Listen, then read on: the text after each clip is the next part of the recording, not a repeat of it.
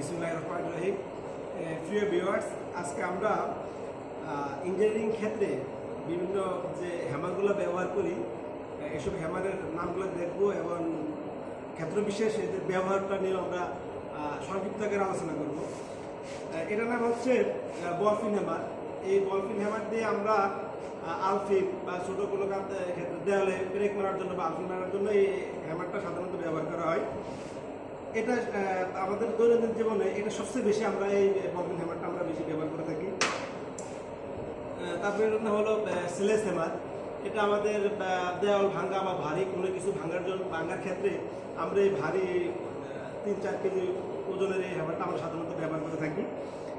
এটা হলো সফট বা মেলার বলে থাকি। এটা সাধারণত আমরা নরম কোনো কিছুকে আঘাত করার জন্য, আমরা যদি নরম কোনো কিছুকে টাচ সেতে কোনো কিছুকে যদি আমরা এই যে বলফিন হ্যামার বা হচ্ছে স্লেজ হ্যামার ভারী কোনো যন্ত্র এইগুলো দিয়ে যদি আঘাত করি তাহলে দেখা যাবে যে আমাদের এই সফট সেতে এগুলো ভেঙে যাবে, থাকবে না।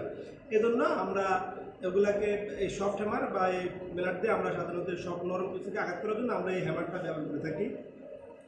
এটা হলো মেকানিক হ্যামার। আমাদের মেকানিক্যাল ক্ষেত্রে বিভিন্ন ধাতু অপসারণ এবং বিভিন্ন কাজে সাধারণত এই হ্যামারটা আমরা ব্যবহার করতে হবে। এটা দৈনন্দিন জীবনে এটা ব্যবহার খুব কম, এগুলোর ব্যবহার। এগুলো ইঞ্জিনিয়ারিং ক্ষেত্রে হ্যামারগুলো ব্যবহৃত হয়। এটার নাম সিপিং হ্যামার। সিপিং হ্যামার ওয়েল্ডিংয়ে সাধারণত আমরা যখন ওয়েল্ডিং করি বা কোনো দুইটা মেটাল বা লোহার ভিতরে ধাতুর ভিতরে আমরা জোড়া দিই তখন এখানে যে আবরণটা পড়ে ওটাকে আমরা দূর করার জন্য আমরা এই সিপিং হ্যামারটা আমরা ব্যবহার করি। দৈনন্দিন জীবনে আমাদের বাস্তব জীবনে হ্যামারের ব্যবহার কম, তবে ইঞ্জিনিয়ারিং ক্ষেত্রে আমরা এটা অ্যাভেলেবেল ব্যবহার করে থাকি। এটা হচ্ছে ব্ল্যাক স্মিথ হ্যামার, এর নাম হচ্ছে টেক হ্যামার। ধন্যবাদ এত সময় আমাদের সাথে থাকার জন্য। এটার নাম হচ্ছে ব্ল্যাক স্মিথ হ্যামার। সাধারণত আমাদের কামারশালা, দাও বা বিভিন্ন ধরনের ধারালো অস্ত্র তৈরি করার জন্য কামারশালা তারা এই ব্ল্যাক স্মিথ হ্যামারটা ব্যবহার করে থাকে।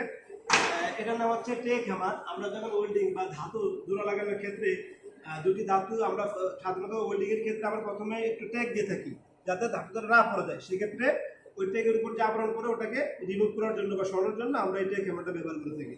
ধন্যবাদ এত সময় আমাদের সাথে থাকার জন্য।